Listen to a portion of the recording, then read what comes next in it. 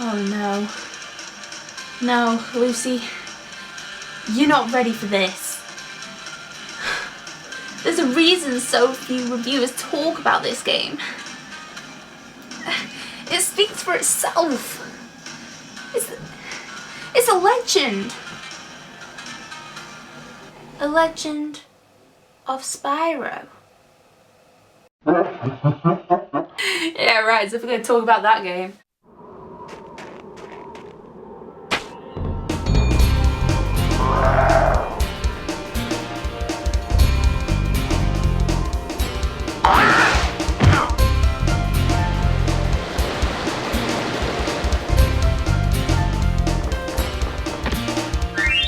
You're welcome.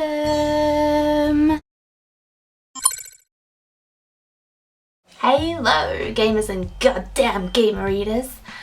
Now, I'm 20, and that means I grew up with some pretty nifty things back in the day. SMTV, groovy chick merchandise, and of course the PS1. No big deal. The PlayStation was host to many spectacular games and a barrage of nostalgic influence, but there's always that one game that you continue to come back to. The holy grail of the PlayStation, some would say. A game where I've yet to find someone who dislikes it. A game from the simpler times of life. Not plagued by Call of Duty 10-year-olds and this fucking monstrosity.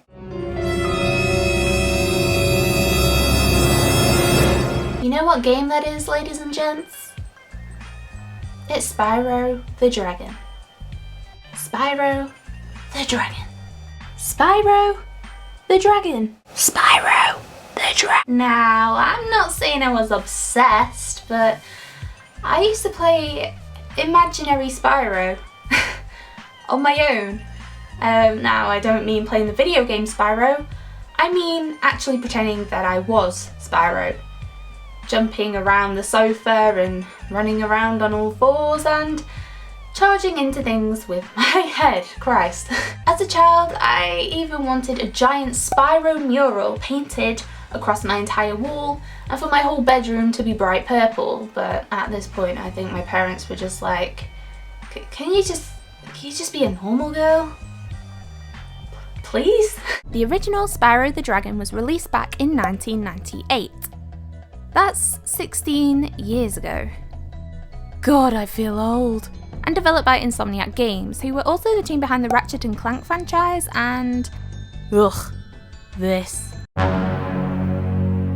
You control the character Spyro, who's a dragon. You are playing a dragon. No wonder this is the best game ever. And you know what's a shame? Kids these days, they won't get the thrill of figuring out that Circle lets you breathe fire, as well as the thrill of singeing those tulips on top of that hill. Ha ha ha ha. Oh, and another thing. Back in the late 90s, controls were so simple. Walk, jump, attack, run. That was basically it. No bloody R3 buttons or motion controls. This means it was a perfect children's game. Not to the point where they dumb it down so intensely that they get bored, but providing enough of a challenge for it to be entertaining and motivational. Trust me, some of these levels, man, some of these levels are not easy. The levels and worlds had such a magnificent system too. I adored having the 6 main homeworlds and then adventuring across smaller lands through the various portals scattered around. I think that mechanic is fantastic, and why they don't bring this style back in next gen or even current gen games, I do not know. God, we need a new platformer, don't we? I can dream. As a platformer, Spyro, well, he takes the cake. There have been too many games where, due to the rendered graphics, you don't know which is part of the background or what you're able to interact with, but Spyro doesn't have these issues and everything is intuitive and seamless. Each individual level and homeworld has its own unique flair, from grassy plains to ice caverns, dusty deserts to boggy swamps, and utilises colour schemes and graphics to bring these scenarios utterly to life. It's like if you plonked the innards of a child's imagination filled with vibrant colours, magic and dragons straight into a console. As well as the 3D platforming levels, there are also the time trial full flight areas. Oh god, I fucking hate these. You know, these parts would actually be quite cool if you weren't so bloody stressed out trying to flame every last golden flipping chest. In a way, I sort of wish there were sections in this game where you could utilise full flight. Could have been a cool mechanic.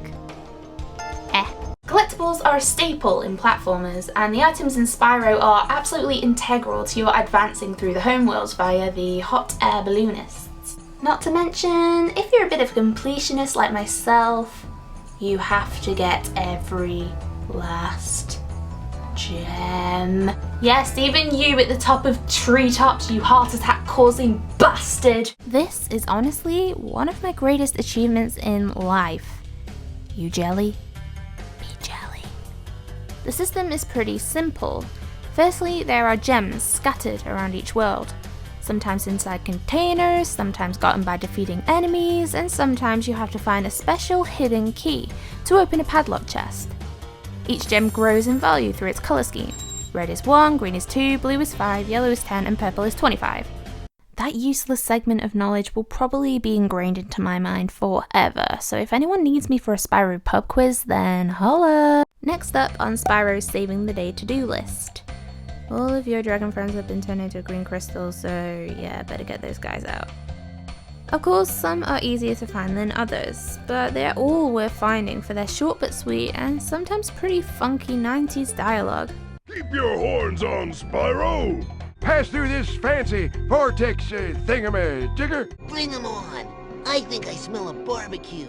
Next item are the pink dragon eggs. Holy fucking shit. When you hear that incessant teasing, literally the most aggravating mocking sound in the whole of video games, you know shit's about to go down.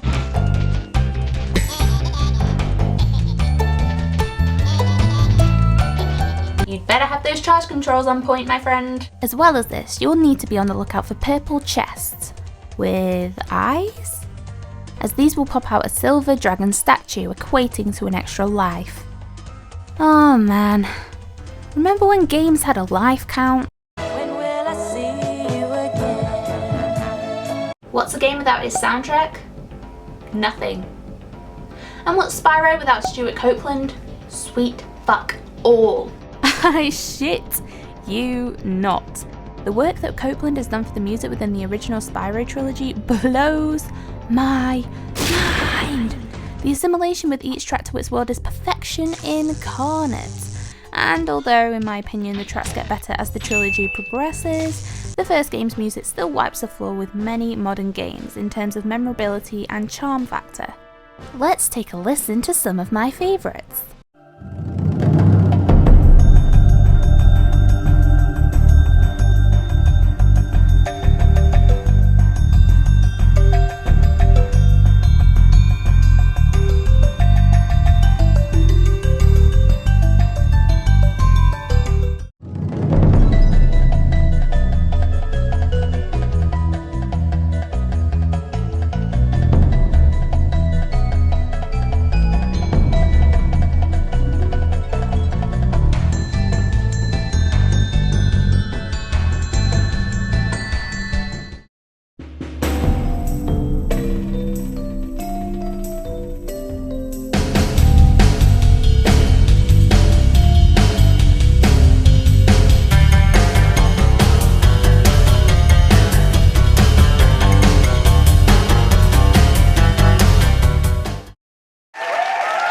Enemies are pretty basic, but of course entwine perfectly in the world in which they are set. Big ass angry rams in Stony Hill, which is a grass-based environment, to killer tree plant things in swampy areas like Misty Bog. They will try to harm Spyro in a variety of ways, by throwing snowballs at him or waving their yellow ass at him.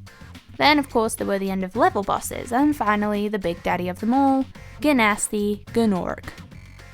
Although, to be honest, I was more terrified of this nightmare of a creature. Stop looking at me with that pumpkin head. Please leave me alone. So, shall we recap? Let's recap. Spyro is astoundingly fantastic and rightly deserves his place as the unparalleled PlayStation mascot. He is ingrained into millions of minds as the game of their childhood and is a pleasure to play for children, teens, adults, anyone really. It also holds up immensely well to this day, and with the release of the original Spyro trilogy on PS Store about 2 years ago, can now be enjoyed by kids who weren't around for the first time and for nostalgic gamers like myself. The entire game has a bubbly, colourful, adventurous charm that modern games with their fancy 1080p graphics simply can't replicate anymore. And between the choice of playing through the original Spyro the Dragon or current release platformers such as Knack, the purple dragon will win hands, or should I say wings, down every time. Oh, Spyro, you always know how to cheer me up. I love that little purple dragon me. I love him. Nothing like a good old Spyro game to cheer me up. Good night, everybody.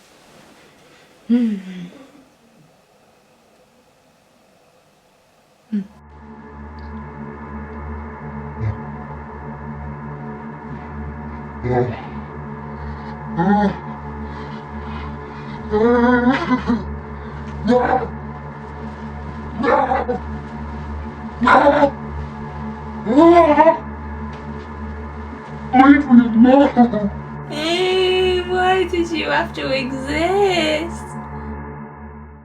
Well, that got weird pretty quickly. Hey, so I'm ever so close to reaching 1,000 subscribers, which is absolute insanity to think, as I've only been on YouTube a mere 3 months. You have my everlasting thanks for your brilliant support, and thank you for the opportunity to make HaleFail a thing, I guess. If any of you can think of any ideas to do for a special video, then please let me know, because then it means I don't have to think of one myself. See you later, gamers and gamer readers.